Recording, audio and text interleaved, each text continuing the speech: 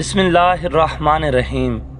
السلام علیکم دوستو، امید کرتا ہوں آپ سب خیریت سے ہوں گے۔ مجھے قریش کے ایک اور آدمی کا انتظار ہے۔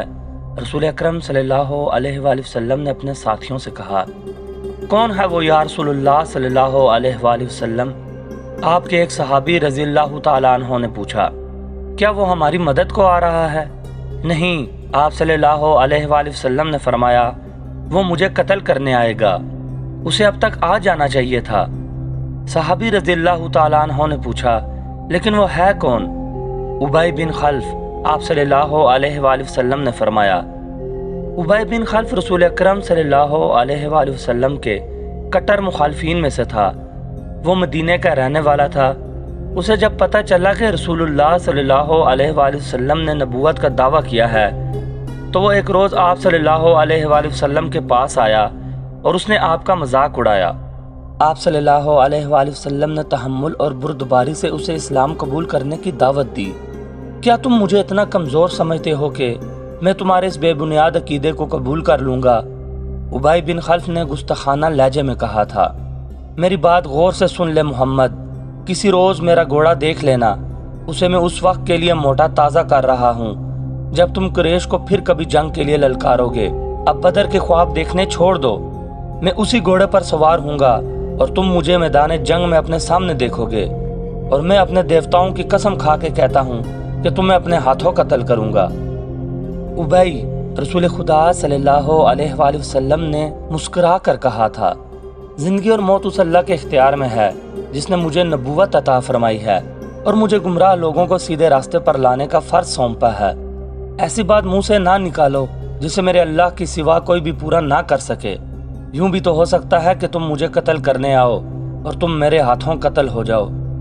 ابی بن خلف رسول اللہ صلی اللہ علیہ وآلہ وسلم کی اس بات پر طنزیہ ہنس پڑا اور ہنستا ہوا چلا گیا۔ اب احد کے معرکے میں رسول خدا صلی اللہ علیہ وآلہ وسلم کو ابی بن خلف یاد آ گیا۔ جو ہی آپ نے اس کا نام لیا تو دور سے ایک گھوڑا سر پٹ دوڑتا ہوا آیا۔ سب نے ادھر دیکھا۔ میرے عزیز ساتھیوں، رسول اکرم صلی اللہ علیہ وآلہ وسلم نے اپنے ساتھیوں سے کہا، مجھے کچھ ایسا لگ رہا ہے جیسے یہ سوار جو ہماری طرف بڑھتا آ رہا ہے ابی ہی ہوگا۔ اگر وہ ابی ہی ہوا تو اسے روکنا نہیں، اسے میرے سامنے اور میرے قریب آنے دینا۔ مورخین واقدی، مغازی اور ابن ہشام نے لکھا ہے کہ وہ سوار ابی بن خلف ہی تھا۔ اس نے للکار کر کہا کہ سنبھل جا محمد، ابی آ گیا ہے، یہ دیکھ میں اسی گھوڑے پر سوار ہوں جو تمہیں دکھایا تھا۔ یا رسول اللہ صلی اللہ علیہ وآلہ وسلم، رسول اللہ صلی اللہ علیہ وآلہ وسلم کے ساتھیوں میں سے 3-4 نے آگے ہو کر کہا، ہمیں اجازت دیں، اسے آپ کے قریب آنے تک ختم کر دیں۔ نہیں، رسول اکرم صلی اللہ علیہ وآلہ وسلم نے کہا، اسے آنے دو، میرے قریب آنے دو، اسے راستہ دے دو۔ رسول کریم صلی اللہ علیہ وآلہ وسلم کے سر پر زنجیروں والی خود تھی۔ اس کی زنجیریں آپ کے چہرے کے آگے اور دائیں بائیں لٹک رہی تھیں۔ آپ کے ہاتھ میں برچھی تھی اور تلوار نیام میں تھی۔ ابی کا گھوڑا قریب آ گیا تھا۔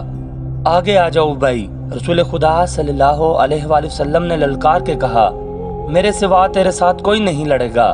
ابی بن خلف نے اپنا گھوڑا قریب لا کے روکا اور طنزیہ کہکا لگایا۔ اسے شاید پورا یقین تھا کہ وہ آپ کو قتل کر دے گا۔ اس کی تلوار ابھی نیام میں تھی۔ آپ صلی اللہ علیہ وآلہ وسلم اس کے قریب چلے گئے۔ وہ بڑے طاقتور گھوڑے پر تھا اور آپ صلی اللہ علیہ وآلہ وسلم زمین پر۔ اس نے ابھی تلوار نکالی ہی تھی۔ آپ صلی اللہ علیہ وآلہ وسلم نے آگے بڑھ کر اس پر برچھی کا وار کیا۔ وہ وار بچانے کے لیے ایک طرف کو جھک گیا، لیکن وار خالی نہ گیا۔ آپ صلی اللہ علیہ وآلہ وسلم کی برچھی کی آنی اس کے دائیں کندھے پر ہنسلی کی ہڈی سے نیچے لگی۔ وہ گھوڑے سے گر پڑا اور اس کی پسلی ٹوٹ گئی۔ مورخ لکھتے ہیں کہ رسول خدا صلی اللہ علیہ وآلہ وسلم کا وار اتنا کاری نہ تھا کہ ابی جیسا قوی ہیکل آدمی اٹھ نہ سکتا۔ رسول خدا صلی اللہ علیہ وآلہ وسلم اس پر دوسرا وار کرنے کو دوڑے۔ وہ گھوڑے کے دوسری طرف گرا تھا۔ اس پر شاید دہشت طاری ہو گئی تھی کہ آپ علیہ السلام کا وار اس کے لیے غیر متوقع تھا۔ وہ اٹھا اور اپنا گھوڑا وہیں چھوڑ کر بھاگ گیا۔ وہ چلاتا جا رہا تھا، محمد نے مجھے قتل کر دیا ہے، اے اہل قریش، محمد نے مجھے قتل کر ڈالا۔ قریش کے کچھ آدمیوں نے اس کے زخم دیکھے۔ तो उसे तसल्ली दी कि उसे किसी ने कत्ल नहीं किया, जख्म बिल्कुल मामूली हैं। लेकिन इस पर न जाने कैसी कैफियत तारी हो गई थी कि उसकी जुबान से यही अल्फाज निकलते थे, मैं जिंदा नहीं रहूंगा। मोहम्मद ने कहा था कि मैं उसके हाथों कत्ल हो जाऊंगा। मौरिख इब्ने हिशाम ने यहाँ तक लिखा है कि उबई ने ये अल्फाज भी कहे थे, अगर मोहम्मद मुझ पर सिर्फ थूक देता तो भी मैं जिंदा ना रह सकता था। जब ओहद का मार्का खत्म हो गया तो उबई कुरैश के साथ मक्का रवाना हो गया। रास्ते में उन्होंने पड़ाव किया तो उबई मर गया। खालिद को आज 4 बरस बाद वो वक्त कल की बात की तरह याद आ रहा था। उसे यकीन था कि मुसलमानों को अहले कुरैश कुचल कर रख देंगे, लेकिन मुसलमान जिस तरह जाने कुर्बान कर रहे थे उसने खालिद को परेशान कर दिया था। यूं लगता था जैसे मुसलमान प्यादों से कुरैश के घोड़े भी खौफजदा हैं। खालिद ने अपने घोड़े को एड़ लगाई और उस खूनरेज मार्के में अबू सुफियान को तलाश करता उस तक पहुंचा। क्या हम मुसलमानों को फैसला कुन शिकस्त देने के काबिल नहीं रहे? खालिद ने अबू सुफियान से कहा, क्या कुरैश की माओं के दूध नाकस थे? क्या ये इन मुट्ठी पर मुसलमानों से खौफजदा हुए जा रहे हैं? देखो खालिद, अबू सुफियान ने कहा, जब तक मोहम्मद उनके साथ है और वो जिंदा सलामत है, ये खून का आखिरी कतरा बह जाने तक शिकस्त नहीं खाएंगे। तो ये फर्ज मुझे क्यों नहीं सौंप देते? खालिद ने कहा। नहीं, अबू सुफियान ने कहा, तुम अपने सवारों के पास जाओ, तुम्हारी क़यादत के बगैर वो बिखर जाएंगे। मोहम्मद और उसके साथियों पर हमला करने के लिए मैं प्यादे भेज रहा हूँ। आज मदीने की तरफ जाते हुए खालिद को अफसोस हो रहा था कि अबू सुफियान ने उसके एक अज़म को कुचल डाला था। रसूल खुदा सल्लल्लाहु अलैहि वसल्लम के कत्ल को वो अपना फ़र्ज समझता था। वो रसूल खुदा सल्लल्लाहु अलैहि वसल्लम को कत्ल करके अपने सबसे बड़े देवताओं हुब्बल और उज़्ज़ा की खुशनुदी हासिल करना चाहता था। उसने अपने सलार का हुक्म मानना ज़रूरी समझा और अपने सवार दस्ते की तरफ चला गया। उसे इत्मीनान ज़रूर था कि रसूल अकरम सल्लल्लाहु अलैहि वसल्लम के साथ अब चंद एक साथी ही रह गए होंगे और आप सल्लल्लाहु अलैहि वसल्लम को कत्ल करना अब कोई मुश्किल नहीं होगा और इसके बाद वो मुसलमान उठने के काबिल नहीं होंगे। खालिद को मैदान जंग की कैफियत बड़ी अच्छी तरह याद थी। उसने ज़रा बुलंदी से देखा था कि ओहद के दामन में दूर दूर तक ज़मीन खून से लाल हो गई थी। कहीं घोड़े तड़प रहे थे और कहीं खून में नहाते हुए इंसान करा रहे थे। जख्मियों को उठाने का अभी किसी को होश न था। फिर उसने देखा प्यादा कुरैश रसूल करीम सल्लल्लाहु अलैहि वसल्लम के पास पहुंच गए थे और उन्होंने आप सल्लल्लाहु अलैहि वसल्लम के साथियों का हल्का भी तोड़ लिया था। कुरैश के 3 आदमी उत्बा बिन अबी वकास, अब्दुल्ला बिन शहाब और इब्ने कुमा रसूल करीम सल्लल्लाहु अलैहि वसल्लम पर पत्थर बरसाने लगे। अजीब सूरत यह थी कि उत्बा का सगा भाई साद बिन अबी वकास रज़ियल्लाहु ताला अन्हु रसूल अकरम सल्लल्लाहु अलैहि वसल्लम की हिफाजत में लड़ रहा था। रसूल अकरम सल्लल्लाहु अलैहि वसल्लम के साथियों की तादाद ना होने के बराबर रह गई थी या वो लड़ते लड़ते बिखर गए थे। उत्बा ने आप सल्लल्लाहु अलैहि वसल्लम पर जो पत्थर बरसाए उनसे आपके नीचे वाले 2 दांत टूट गए और निचला होंठ जख्मी हो गया। अब्दुल्ला के पत्थर से आपकी पेशानी पर खासा गहरा जख्म आया। इब्ने कुमा ने आपके करीब आकर इतनी जोर से पत्थर मारा कि आपके खोद की जंजीर की 2 कड़ियां टूटकर रुखसार में उतर गईं। उनसे रुखसार की हड्डी भी बुरी तरह मजरूह हुई। आप सल्लल्लाहु अलैहि वसल्लम ने बर्छी से दुश्मन पर वार करने की भरपूर कोशिश की, लेकिन दुश्मन करीब नहीं आते थे। आप सल्लल्लाहु अलैहि वसल्लम का खून इतना निकल गया था कि आप गिर पड़े। उस वक्त आप सल्लल्लाहु अलैहि वसल्लम के एक सहाबी तलहा ने, जो कुरैश के दूसरे आदमियों के साथ लड़ रहे थे और दौड़ते हुए आप सल्लल्लाहु अलैहि वसल्लम तक पहुंचे, उनकी ललकार पर उनके दूसरे साथी भी आ गए। आप सल्लल्लाहु अलैहि वसल्लम को पत्थरों से गिराने वाले कुरैश आप सल्लल्लाहु अलैहि वसल्लम पर तलवारों से हमला करने ही वाले थे कि साद बिन अबी वकास ने अपने सगे भाई उत्बा पर हमला कर दिया। उत्बा अपने भाई का गैज़ो गज़ब देखकर भाग निकला। तलहा रज़ियल्लाहु ताला अन्हु ने रसूल खुदा सल्लल्लाहु अलैहि वसल्लम को सहारा देकर उठाया। आप सल्लल्लाहु अलैहि वसल्लम पूरी तरह से होश में थे। इस दौरान आप सल्लल्लाहु अलैहि वसल्लम के साथियों ने उन आदमियों को भगा दिया था जिन्होंने रसूल करीम सल्लल्लाहु अलैहि वसल्लम पर हमला किया था। मौरिख लिखते हैं कि साद बिन अबी वकास रज़ियल्लाहु ताला अन्हु पर काबू पाना मुश्किल हो रहा था। साद कहते थे, मैं अपने भाई को कत्ल करके उसके जिस्म के टुकड़े टुकड़े कर देना चाहता हूँ, जिसने मेरी मौजूदगी में मेरे नबी सल्लल्लाहु अलैहि वसल्लम पर हमला किया है। वो अकेले ही कुरैश की तरफ दौड़ने की कोशिश करते थे। उन्हें बड़ी मुश्किल से रोका गया। अगर रसूल खुदा सल्लल्लाहु अलैहि वसल्लम उन्हें रोकने का हुक्म ना देते तो वो कभी ना रुकते। कुरैश गालिबन बहुत ही थक गए थे। वो मार्के से मुंह मोड़ गए। तब रसूल अकरम सल्लल्लाहु अलैहि वसल्लम के साथियों ने आप सल्लल्लाहु अलैहि वसल्लम के जख्मों की तरफ तवज्जो दी। जो ख़वातीन आप सल्लल्लाहु अलैहि वसल्लम के साथ थीं, उन्होंने आपको पानी पिलाया, कपड़ों से जख्म साफ किए। उस वक्त ये देखा गया कि खौत की जंजीरों की टूटी हुई कड़ियाँ आपके रुखसार की हड्डी में उतरी हुई हैं। एक सहाबी अबू उबैदा रज़ियल्लाहु ताला अन्हो, जो अरब के एक मशहूर जराह के फरजंद थे, आगे बढ़े और आपके रुखसारों से कड़ियाँ निकालने लगे, लेकिन हाथों से कड़ियाँ ना निकलीं। आखिर अबू उबैदा ने दांतों की मदद से एक कड़ी निकाल ली। जब दूसरी कड़ी निकाली तो कड़ी तो निकल आई, लेकिन अबू उबैदा रज़ियल्लाहु ताला अन्हो के सामने के 2 दांत टूट गए।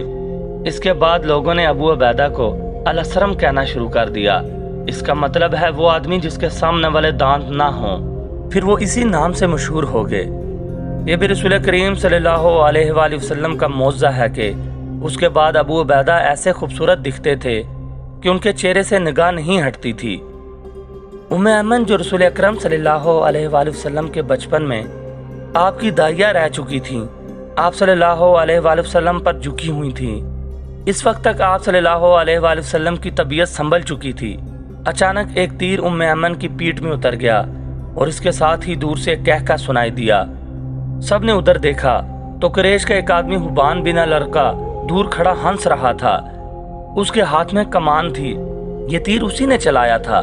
वो हंसता हुआ पीछे को मुड़ा।